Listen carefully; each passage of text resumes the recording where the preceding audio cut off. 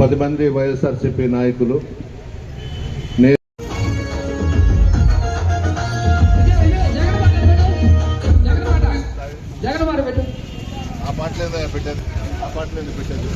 జగన్ బారు పెట్టమ్మా విజయ్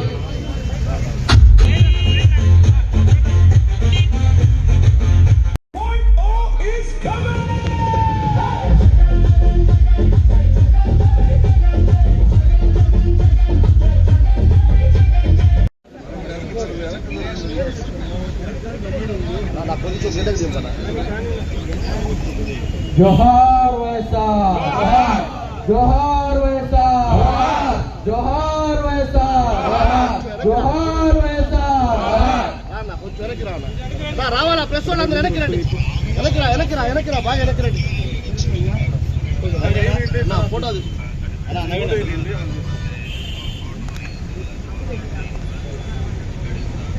మాజీ మంత్రివర్యులు రాష్ట్ర పిఎస్సి సభ్యులు నల్లపరెడ్డి ప్రసన్న కుమార్ రెడ్డి గారు మరియు అదేవిధంగా రాష్ట్ర యోజన విభాగం ప్రధాన కార్యదర్శి నల్లపరెడ్డి రజిత్ కుమార్ రెడ్డి గారిని వేదిక మీదకి రావాల్సిందిగా కోరుతున్నాం.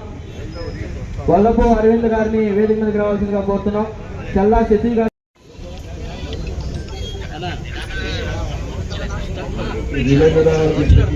సంఘీభావం తెలిసేదానికి న్యాయవాదులు అందరూ వచ్చారు.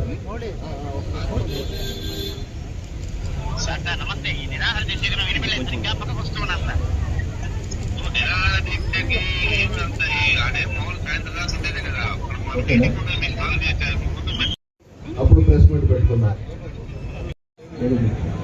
నరసింహల్ రెడ్డి గారు మరియు అదేవిధంగా బయట నుంచి వచ్చినటువంటి సీనియర్ నాయకులు మధుసూదన్ రెడ్డి గారు అందరికీ ప్రత్యేక ధన్యవాదాలు తెలుపుకుంటున్నాం.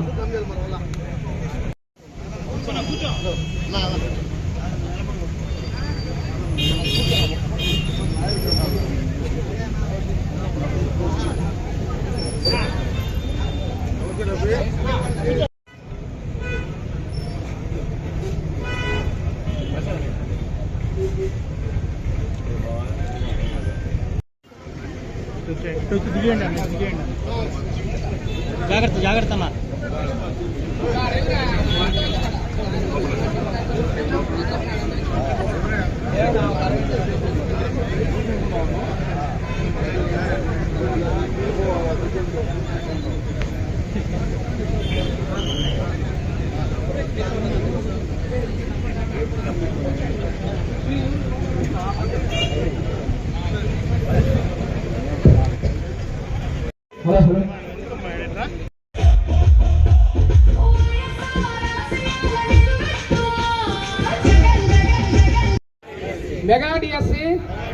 మెగా డిఎస్సి లోకేష్ వెంటనే నిరుద్యోగ వృత్తి వెంటనే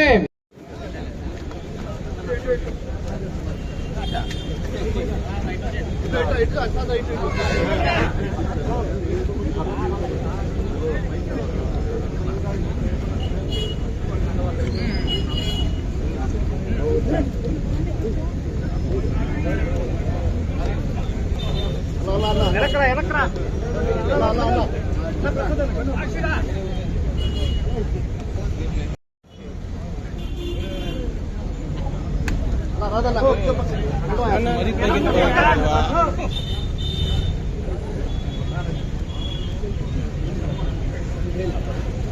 ఓకే అన్న.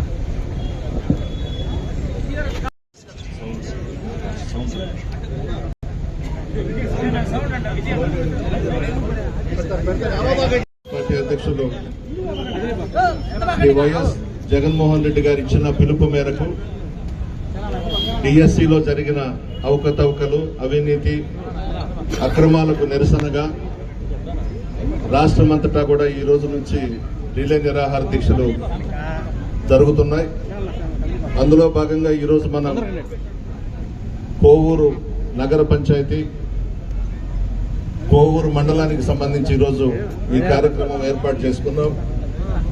ముఖ్య అతిథిగా నా సోదరుడు మాజీ మంత్రివర్యులు శ్రీ అనిల్ కుమార్ యాదవ్ గారు ఈ కార్యక్రమానికి ఇచ్చేసినందుకు ధన్యవాదాలు తెలియజేస్తూ, అందరికీ కూడా నమస్కారాలు.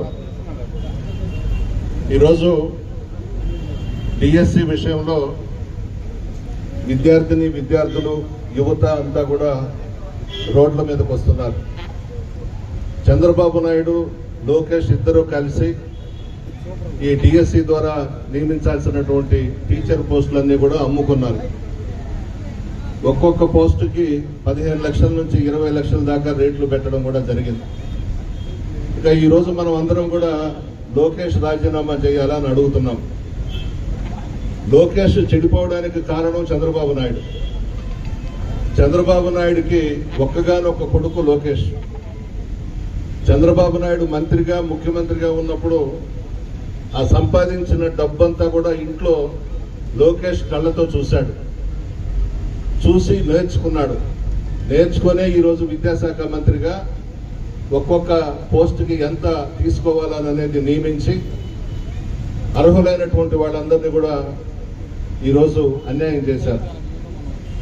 చంద్రబాబు నాయుడు ఆస్తి 2 ఎకరాలు వాళ్ళ తండ్రి గారు ఖర్జూరపు నాయుడు ఇచ్చింది. ఈరోజు 4 లక్షల కోట్లకు అధిపతి ఆయన.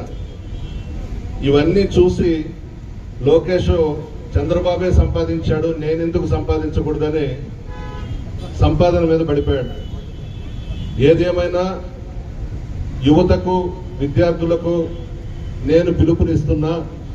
ఈ మధ్యన ఢిల్లీలో ఏ విధంగా అయితే చేసి కేంద్ర ప్రభుత్వం మెడలు వంచి విద్యాశాఖ మంత్రి చేత రాజీనామా చేయించారో అదే విధంగా మన రాష్ట్రంలో కూడా రోడ్ల మీదకు రావాలి, పోరాడాలి. ఈ ప్రభుత్వమే కొనసాగితే అందరికీ కూడా అన్యాయం జరుగుతుంది. ఈ కూటమి ప్రభుత్వంలో జరిగే అవినీతి అక్రమాలను మనం పెద్ద ఎత్తున ప్రజల్లోకి తీసుకుపోవాల్సిన అవసరం ఉంది. ఏ ఒక్క హామీ కూడా నెరవేర్చలేదు. ఈ 2 సంవత్సరాలలో బాగా సంపాదించుకున్నారే తప్ప ప్రజల గురించి, అన్ని వర్గాల గురించి పట్టించుకోలేదు. ఈరోజు యువత, విద్యార్థులందరూ రోడ్ల మీదకి వచ్చేశారు, అన్యాయం అయిపోయినారు, అమ్మేశారు పోస్టులన్నీ కూడా. అర్హులైన వాళ్ళందరూ కూడా ఈరోజు కన్నీళ్లతో ఇళ్లలో కూర్చుని ఉన్నారు, బాధపడుతున్నారు. చంద్రబాబు, లోకేష్ చేసిన పని సమర్థించుకుంటున్నారు సిగ్గు లేకుండా. మరలా చాలా జాగ్రత్తగా చేశాం, నిజాయితీగా చేశామని సమర్థించుకుంటున్నారు. దీని మీద అందరూ కూడా ముందుకు రావాలని చెప్పి కోరుకుంటూ రజత్ రెడ్డి విభాగంలో జనరల్ సెక్రటరీగా నియమించారు. దీనికి జగన్మోహన్ రెడ్డి గారికి ధన్యవాదాలు. ఈరోజు ఈ దీక్షకి ఇంతమంది నిరుద్యోగులు, విద్యార్థులు, ఇంతమంది ప్రజలు హాజరవుతున్నారంటేనే ఈ ప్రభుత్వం ఎంత విఫలమైందో అర్థమవుతుంది. ఎప్పుడూ కూడా జగన్మోహన్ రెడ్డి గారు ముఖ్యమంత్రి ఉన్నప్పుడు ఇలాంటి దీక్షలు, ధర్నాలు ఎప్పుడూ కూడా జరగలేదు. 2025లో జరిగిన డిఎస్సి అవకతవకలపై లోకేష్ గారు తక్షణమే రాజీనామా చేసి సిబిఐ ఎంక్వైరీ చేసి విచారణ జరిపించాలి. మన ఢిల్లీలో ఎలాగైతే నీట్ దానిపైన ఒక హై లెవెల్ కమిటీ వేసిందో సెంట్రల్ గవర్నమెంట్, అలానే ఇక్కడ కూడా ఒక కమిటీ వేసి ఒక గైడ్ లైన్స్ తీసుకొచ్చి మళ్ళీ ఎప్పుడూ కూడా ఇలాంటి తప్పులు జరగకుండా చూడాలి.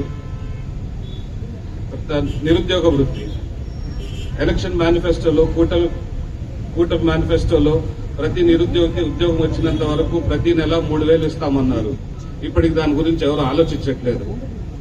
సో ఇప్పటికి ప్రతి నెల 3,000 లెక్కన ఇప్పటికి చూసుకుంటే దాదాపు 75,000 బాకీ ఉంది ప్రతి నిరుద్యోగికి. తక్షణమే ఆ పథకం అమలు చేసి ఇప్పుడు దాకా ఎంతైతే చెల్లించాలో అది కూడా చెల్లించాలని చెప్పి కోరుకుంటున్నాము. తర్వాత ఫీజు రియంబర్స్మెంట్ చెల్లించట్లేదు. చాలా కాలేజెస్ అన్ని కూడా నడపలేక కష్టాల్లో ఉంటున్నాయి. పిల్లలకి అర్థం కావట్లేదు ఏం చేయాలో అని. సో వెంటనే ఫీజు రియంబర్స్మెంట్స్ కూడా బకాయిలు ఎంతెంత ఉన్నాయో అన్ని చెల్లించేసి మళ్ళీ ఎప్పుడు కూడా రాబోయే కాలంలో ఆపకుండా ఆన్ టైం చెల్లించాలని చెప్పి కోరుకుంటున్నాం.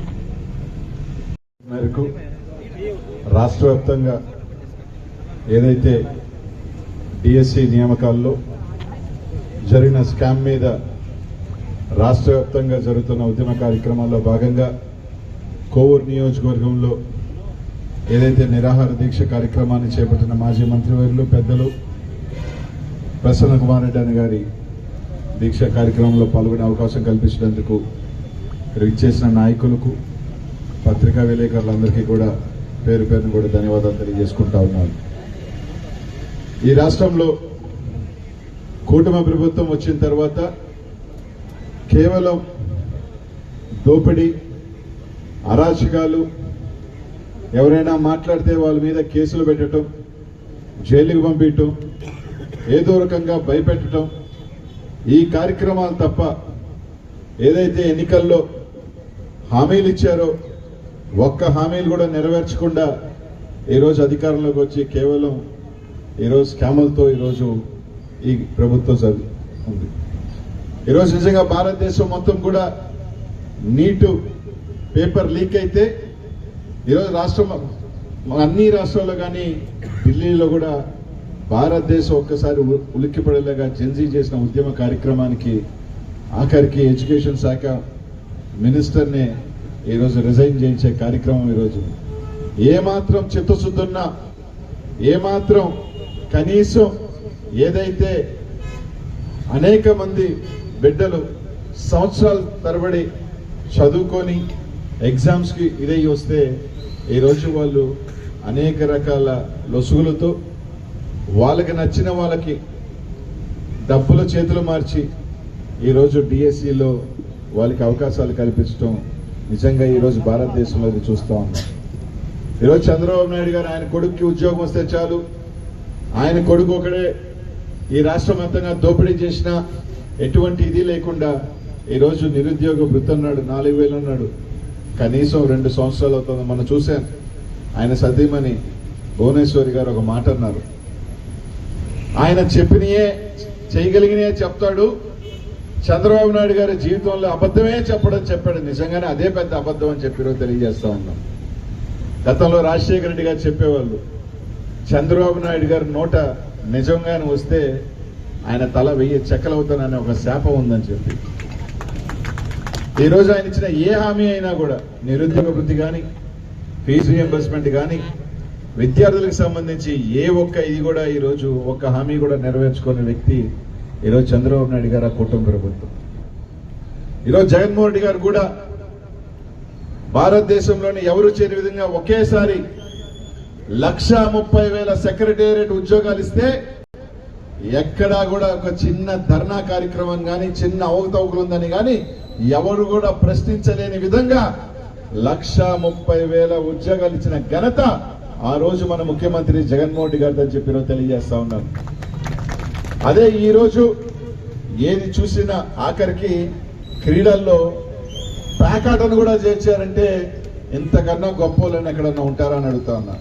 ప్యాకాటను కూడా ఒక క్రీడలాగా చేసి దాంట్లో కూడా నైపుణ్యం ఉన్న వాళ్ళకి మేము ఉద్యోగం ఇస్తామని చెప్తున్నారంటే ఇంతకన్నా దౌర్భాగ్యం, దరిద్రం ఇంకెక్కడా లేదని ఈరోజు తప్పకుండా లోకేష్ని ఈరోజు ఖచ్చితంగా కూడా ఏదైతే కేంద్ర విద్యాశాఖ మంత్రి రాజీనామా చేశాడో అదేవిధంగా కూడా లోకేష్ నైతిక బాధ్యత తీసుకొని ఈరోజు రాజీనామా చేయాల్సిన బాధ్యత ఈరోజు ఈ ప్రభుత్వం మీద ఉందని చెప్పి తెలియజేస్తా ఉన్నాం. ఈరోజు ఈ రాష్ట్రంలో ఈరోజు చూస్తా ఉన్నాం, జగన్మోహన్ రెడ్డి గారు ఎక్కడికి వెళ్ళినా కూడా అశేషంగా జనాభా ఈరోజు వస్తా ఉన్నారంటే ఈరోజు వాళ్ళందరూ కూడా జగన్మోహన్ రెడ్డి గారు చేసిన మంచి, జగన్మోహన్ రెడ్డి గారు ఎందుకు పోగొట్టుకున్నాం, జగన్మోహన్ రెడ్డి గారు ఏదైతే ఇతను చెప్పిన మోసపు హామీల్ని నమ్మి ఈరోజు మేము ఓటు వేసి మోసపోయామని ఈరోజు అందరూ కూడా నమ్ముతా ఉన్నారు. ఇంత జరుగుతూ ఉన్నా ఒక ఆయన మాత్రం అప్పుడప్పుడు తలుక్కని వస్తాడు. తలుక్కని వచ్చి 4 మాటలు మాట్లాడి చంద్రబాబు నాయుడిని కవర్ చేసుకుని వెళ్ళే పని ఆ పవన్ కళ్యాణ్ చేసే కార్యక్రమం. ఈరోజు విద్యార్థులు నష్టపోతూ ఉన్నారు, ఎంతో మంది పేదలు నష్టపోతూ ఉన్నారు. ఫీజు రియంబర్స్మెంట్ రాక అనేక మంది బిడ్డలు చదువులు ఆపేసుకుంటా ఉన్నారు. నిరుద్యోగ వృత్తి కనీసం ఒక ఉద్యోగం ఇచ్చిన దాఖలాలు లేవు. ఆయన చేస్తున్నది ఏదంటే జగన్మోహన్ రెడ్డి గారు టెంకాయ కొట్టి స్టార్ట్ చేసి పూర్తయ్యే దశలో ఉంటే అవి ఓపెన్ చేసేసి అవి నేను చేశాను అని చెప్పుకొని ఘనత తప్ప. ఎందుకంటే ఈరోజు చూస్తా ఉన్నాం, ఏది తీసుకొచ్చినా జగన్మోహన్ రెడ్డి గారు తీసుకొచ్చారు. దాన్ని ఇప్పుడు తీసుకొచ్చి పేరు మార్చో లేదంటే హైక్ చేసుకోనో వీళ్ళు తెచ్చుకోమని చెప్పుకొని మోసం చేయడం తప్ప ఇంకోటి లేదు. తప్పకుండా ఇంకెంత 2 సంవత్సరాలు 2029 తప్పకుండా అన్నీ కూడా ఈసారి ఏదైతే చెప్తా ఉన్నారు వాళ్ళకి 11 వచ్చినాయి, ఒక 10 వచ్చినాయి అని. ఒకసారి భారతదేశ రాజకీయ చరిత్ర ఒకసారి చూసుకోండి. తమిళనాడులో డిఎంకేకి ఒకసారి 2 వచ్చినాయి, కానీ నెక్స్ట్ ఎన్నికల్లో దాదాపు డంకా బజాయించి అవతల ఏఐడిఎంకే కాబట్టి డిపాజిట్లు కోల్పోయినాయి. కాబట్టి ఈసారి కూడా మీకు అదే పరిస్థితి రాబోతుంది. ముఖ్యంగా నెల్లూరు జిల్లాలో అన్ని సీట్లు కూడా మరోసారి 2019 లాగా వైఎస్ఆర్సీపీ కూడా కైవసం చేసుకుంటుందని చెప్పి తెలియజేసుకుంటూ, ఏదైతే ఈరోజు రాష్ట్ర వ్యాప్తంగా జగన్మోహన్ రెడ్డి గారి పిలుపు మేరకు ఈరోజు వైఎస్ఆర్ కాంగ్రెస్ పార్టీ కార్యకర్తలు కేసులు పెట్టినప్పటికీ, భయభ్రాంతులు గురి చేసినప్పటికీ కూడా ఈరోజు జగన్మోహన్ రెడ్డి గారికి స్థానిక నాయకత్వానికి అండగా ఉన్న వైఎస్ఆర్ కాంగ్రెస్ పార్టీ కార్యకర్తలందరికీ కూడా పేరు పేరున ధన్యవాదాలు తెలియజేసుకుంటూ సెలవు తీసుకుంటా ఉన్నాను. జై జగన్. రాజీనామా చేయాలి లోకేష్ వెంటనే, చెల్లించాలి ఫీజు రియంబర్స్మెంట్ వెంటనే, చెల్లించాలి ఫీజు రియంబర్స్మెంట్ వెంటనే, చెల్లించాలి నిరుద్యోగ పార్టీ జిందాబాద్ వైఎస్ఆర్ కాంగ్రెస్ పార్టీ, జరిపించాలి డిఎస్సి పై సిబిఐ విచారణ, జరిపించాలి డిఎస్సి పై సిబిఐ విచారణ, mega DSC, mega DSC, mega DSC,